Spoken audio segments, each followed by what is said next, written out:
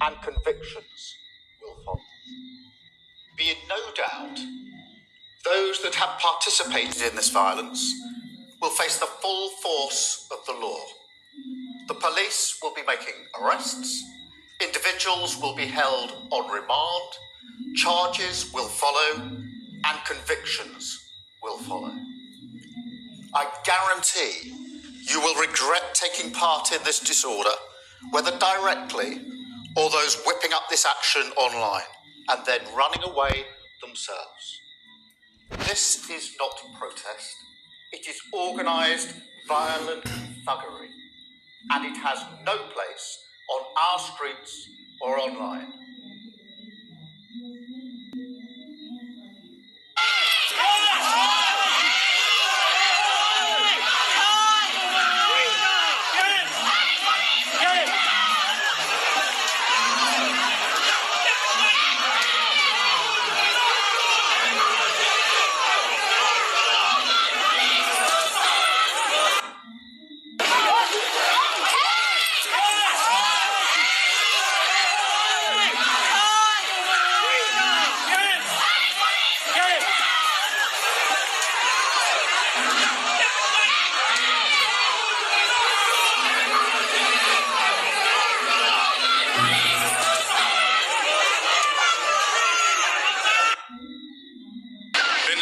She's gone.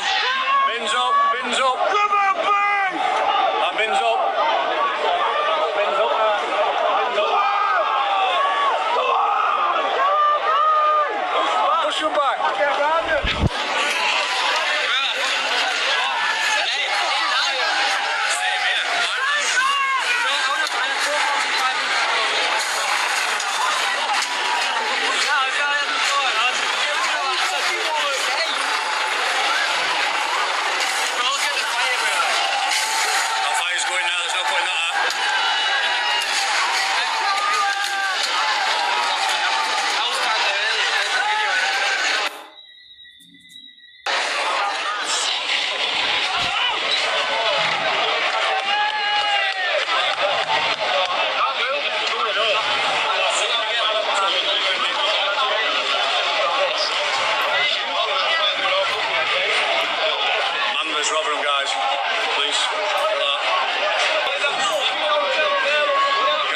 Like that, my phone's going to die very soon.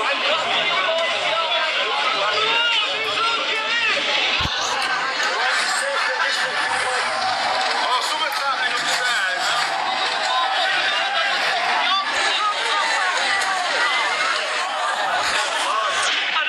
All windows are smashed, guys. All windows are done. Top windows are in there, look.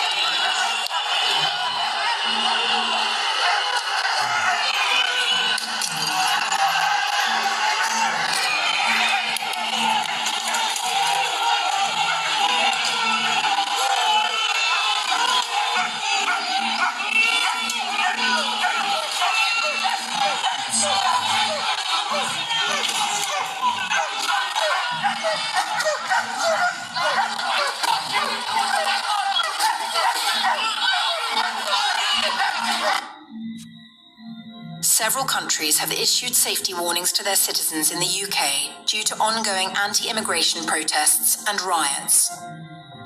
Nigeria, Malaysia, Australia, Indonesia, the UAE and India have all sent out alerts advising their nationals living in or visiting the UK to stay away from demonstrations.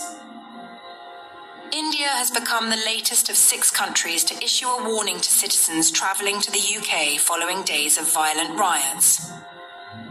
The Indonesian embassy in London also issued a warning, advising its citizens in the UK to avoid large crowds and increase their vigilance. Violence has broken out in several towns and cities in England and Northern Ireland, following the killing of 3 young girls at a dance class in Southport last week, the 29th of July. Almost 400 people have been arrested after far-right riots rocked Liverpool, Bristol, Manchester, Hull, Belfast, Stoke and other cities across the UK over the weekend.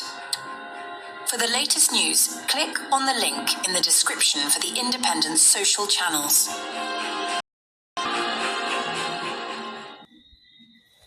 There's a lot of things happening in the UK right now, right? Malaysia has become the first country to issue a warning over travel to the United Kingdom as violent anti-migrant riots hover across the country. The country's Ministry of Foreign Affairs also asked Malaysian citizens in the UK to register their presence with their country's High Commission in London. British Prime Minister Keir Starmer is due to hold an emergency meeting on Monday, bringing ministers and police together to discuss plans to stop the violence 1 week after the tragic murders of 3 young girls in Southport during a dance class.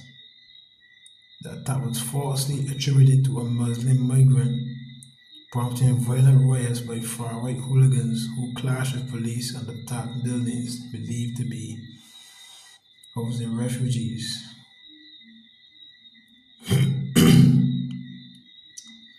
Axel Vudakubana, a 70-year-old British citizen born to Christian Rwandan parents, has been charged with the murders. I saw that just now too. I saw that, didn't I? I'm more sure I saw that just now.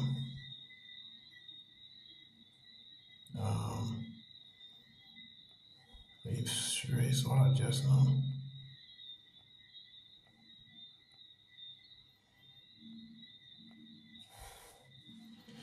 Alright, well.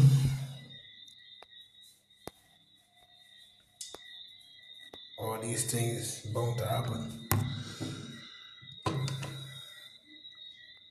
Proverbs 29 verse 2. When the righteous are in authority, the people rejoice. But when the wicked bear rule, the people mourn. Right?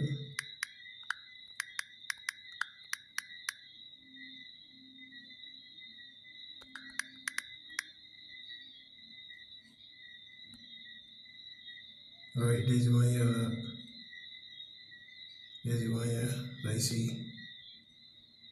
Let me see.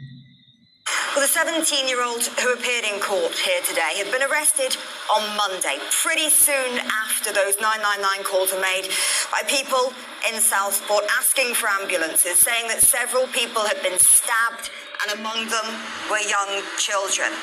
Now, because of his age, because he's under 18, ordinarily we would not be allowed to name him. But today, the judge made an unusual decision. And of course, we know a lot has happened in the days since Monday, and that was referred to by the judge as he made that decision. He said that serious and shocking. They could hardly be more serious, he said.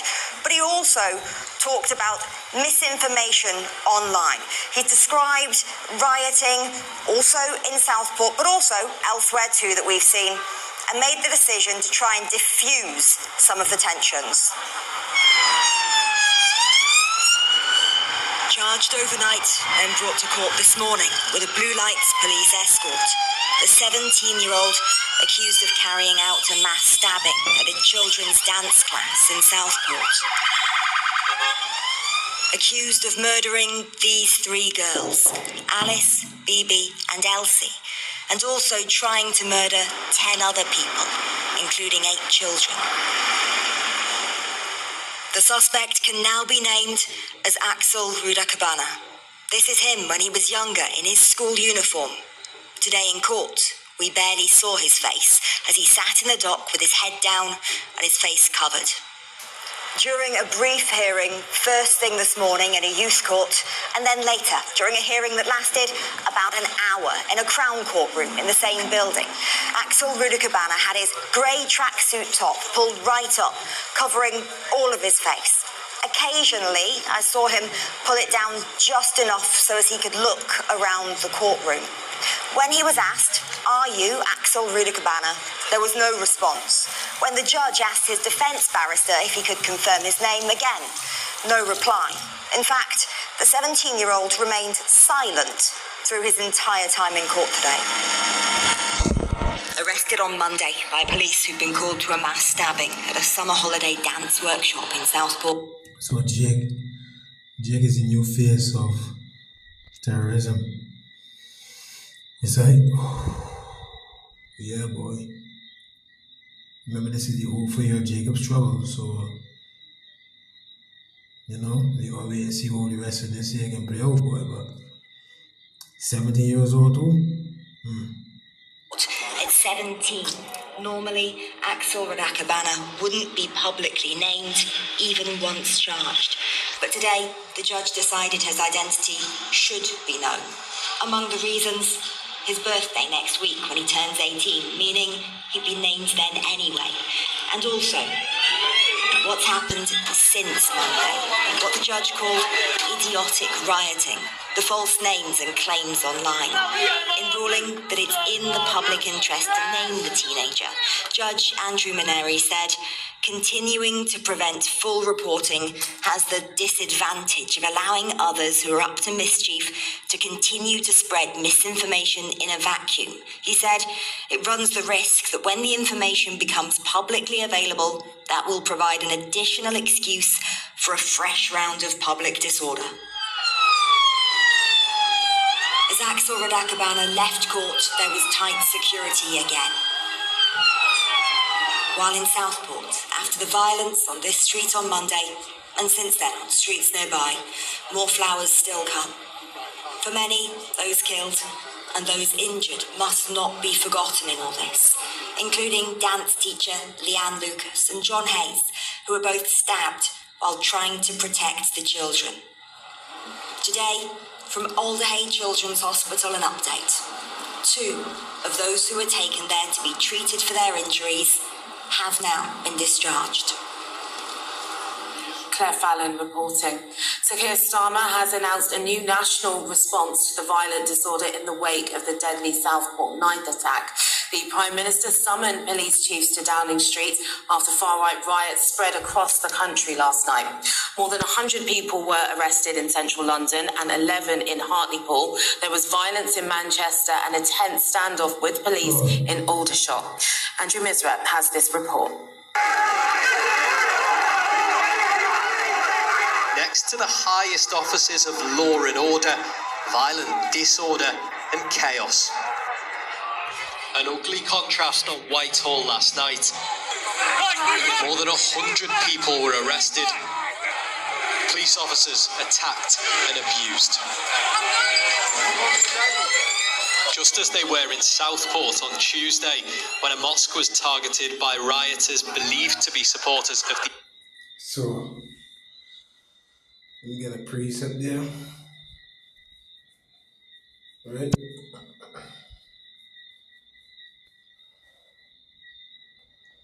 This is 2nd Esdras, chapter 15, verse 14. Woe to the world and them that dwell therein, for the sword and their destruction draweth nigh. One people shall stand up and fight against another, and swords in their hands. For there shall be sedition among men, and invading one another, They shall not regard their kings nor princes, and the course of their actions shall stand in their power. And that's where Jake getting attacked, right? So this can be race riots, race wars, you name it. You name it, big man, you name it. See? The English Defence League, sparked by false information and online rumours about Monday's stabbing. That unrest seems to have spread like wildfire, shaping the tensions in London last night and in Manchester, where there was a violent protest outside a hotel known locally to house asylum seekers. At the same time, disorder in Hartlepool too. Once again, police officers attacked. I think it's absolutely appalling what they've done. Like, they've just used it as an excuse to kick off, really. Like, everything's gone back to normal today. They're using the businesses as normal. So I guaranteed people who were here last night are coming in and using the businesses today. So it's achieved nothing. It was just an excuse for people to kick off. It was worse than the videos portrayed, trust me. Like, it was like people throwing bricks, like whatever they could find. And throwing punches. Cleveland police are investigating this viral video describing the man who's attacked as of black or ethnic origin. Most of the damage has been dealt with, but many are unsettled, including a local Muslim woman who didn't want to show her face on camera. It makes me feel quite unsafe, to be honest. I've got family around here, my grandma lives here.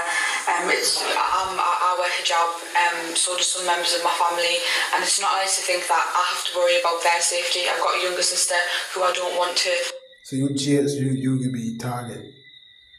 When they say Jet, you so-called Negroes, Latino, Native Americans, you can be target. See? Jeremiah 30. Verse 7, at last, for that day is great, so that none is like it. It is even the time of Jacob's trouble. Now, we're not fully into it yet. So they're just the beginning. You know what I'm saying? They're just the beginning, boy. Go out alone now because I'm cautious of the fact that there is people out there that have these views that are affecting us, and that they don't have any boundaries when it comes to that. So how to make people feel safe here? An independent assessment recently suggested this area is disadvantaged when it comes to police funding. Does Cleveland Police have enough officers to deal with this sort of thing? I'm not sure they do at the moment. I don't think they've got the number of officers they need to be able to do it. I think that clearly this last night was coordinated. There's talk of further coordinated attacks, which is going to stretch the police's capacity to deal with it. So we urgently need to get those 13,000 police officers that the Labour government is promising onto our streets so that we can deal with these problems more effectively. 2nd Esdras 15.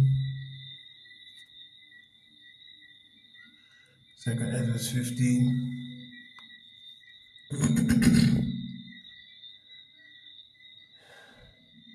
17. A man shall desire to go into a city and shall not be able.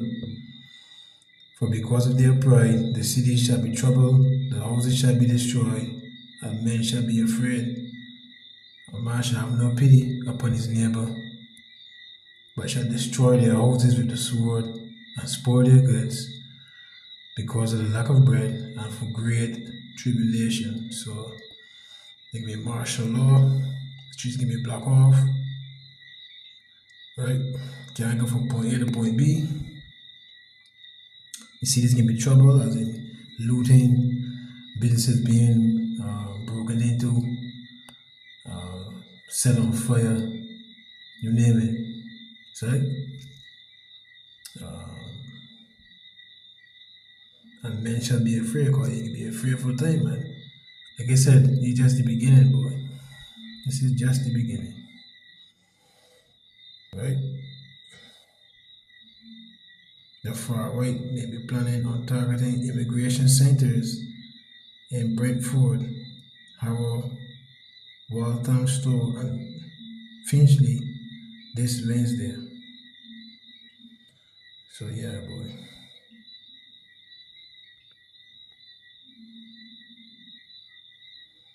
Yeah, so All praises to Yahweh Bahasham Yahweh Shai Bahasham Mukhar Kodash. Shalom.